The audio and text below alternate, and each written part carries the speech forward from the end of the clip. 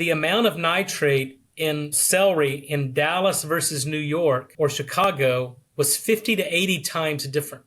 Wow. Let's put that in perspective. So if you lived in Dallas or Los Angeles, you could go to a retail grocery and buy 6 stalks of celery, eat that, and get enough nitrate to generate nitric oxide to lower your blood pressure. If you lived in New York, you'd have to eat about 80 stalks of celery. There's farming differences. There's this whole field of agronomy, growing practices, soil condition, lightning fixation, lightning storms in certain geographical regions that control the amount of nitrate in the soil. And there's no way in hell we can make recommendations on how much serving of broccoli, celery, spinach you can eat because it depends upon where you live. And the other interesting finding from that study was we took conventionally grown vegetables versus organically grown. And organically grown vegetables had on average about 10 times less nitrate than conventionally grown vegetables.